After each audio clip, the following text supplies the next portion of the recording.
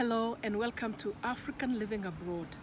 My name is Jamhuri and I'm here to share my international experiences, build bridges between cultures with the hope of making the world a better place. Today I'm going to talk about the burning of churches and the toppling of the Queen's statues in Canada.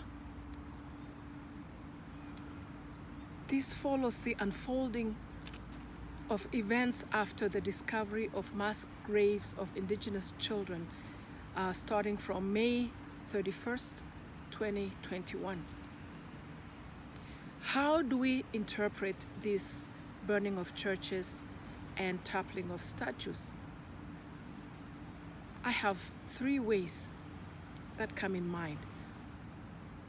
The toppling of statues. One, what does it mean to do that? I mean, that was a very dramatic thing to watch on Canada Day, when the Indigenous people and their supporters stopped by the Parliament buildings in Winnipeg, Manitoba, Canada, and pulled down the statue of Queen Victoria and the statue of Queen Elizabeth II. And there were many, many people cheering on the side.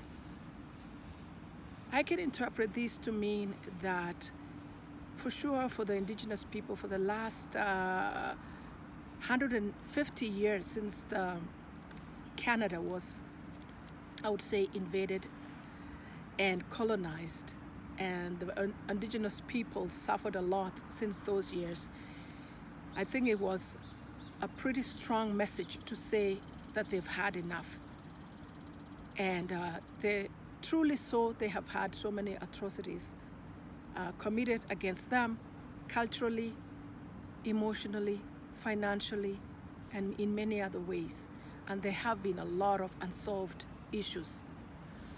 And so I believe they were making a statement to say, we have had enough. We do not need to recognize the Queen as the Queen of Canada. And they want a new beginning. Now I ask myself, what would that beginning look like?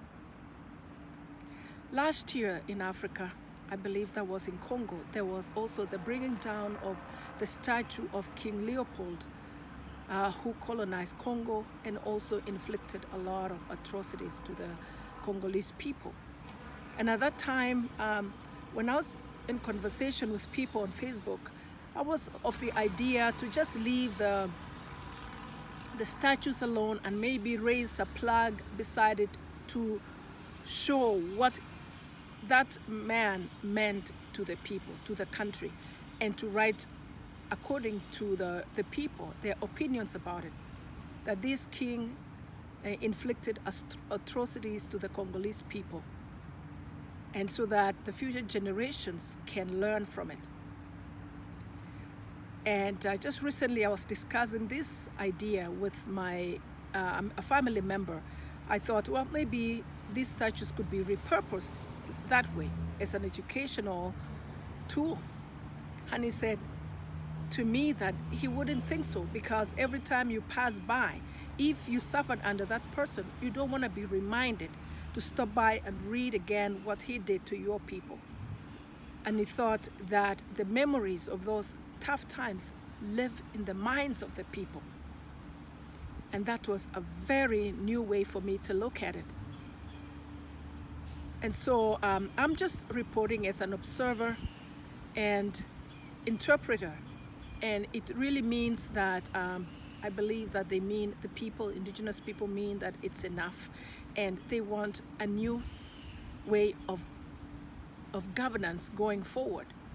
As we stand here on July 14th, I'm curious to see how Canada will move forward with the governance, and bearing in mind these very, very burning Indigenous issues. How will it go forward? Number two, the burning of churches. I interpret this to mean that the Indigenous people look at the churches as the representation of the system that hurt them, hurt their children, through which their children died, through which their culture, I would say, died, and a lot of horrific things that those institutions encouraged. They were part of the ruining of the lives of the indigenous people. And so I believe that they're also making a statement to say these churches, these institutions mean nothing to us anymore. When we look at these churches, they mean pain, they represent death. And so they made a statement to say, this is it, we do not want this. And I think, I don't know, I'm curious to see how the indigenous people will move forward from this. They may, I predict that they may return fully to the indigenous ways of worship, the indigenous ways of doing things, the indigenous ways of handling the land. And as an indigenous person myself, I ask myself all the time, what was wrong with our indigenous ways, our beliefs in God, our beliefs in the Creator? Why did we have to destroy that in order to embrace a foreign religion? And is it okay to return to indigenous ways of worship, of doing things? I believe so. And so I wait curiously to see what happens going forward.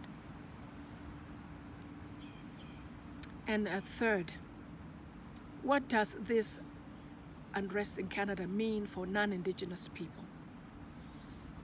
I believe that we are all thinking about it. Some people may feel quite unsafe. Some people might feel that it might get to them and that the indigenous people might start to disturb them and blame them for the atrocities committed to them as settlers, for instance. I hope that it does not get personal, because there are a lot of non-indigenous people that do not subscribe to the terrible afflictions that were committed against indigenous people. And also this gives us an opportunity as non-indigenous people of Canada to help with the reconciliation, to help find solutions to these problems and not remain silent, remain passive, remain, not bothered, because this is an opportunity to find ways to work together. And I would say personally that for the years that I've lived in Canada, about 23 years, I have not witnessed indigenous people going out of their way to be violent, to destroy property, to topple statues, to ruin things. But the times that I've observed that behavior is when their territories have been, people have trespassed, or companies have trespassed into their territories or sovereign territories to build oil pipes and to do fishing illegally and dishonor the agreements with the government of Canada. Or, as I observed in the 90s, ruin a cemetery in order to build a golf course. And during these times, the people have risen and they have drawn the line and said, no, we will not permit this to happen. And even though it may mean an economic boom to the Canadian government, I believe these sovereign lands of the indigenous people mean a lot, because the indigenous people are guardians of the earth. They are so aware of how to handle the environment, how to preserve the waters and the trees, and they do not take more than they can use.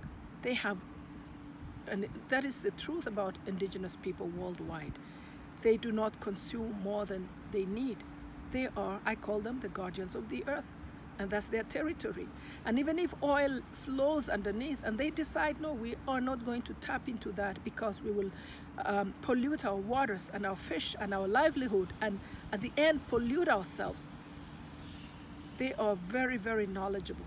And so I would say, I hope that these issues do not become personal and get to the point where people now start to hurt each other. And this is my disclaimer.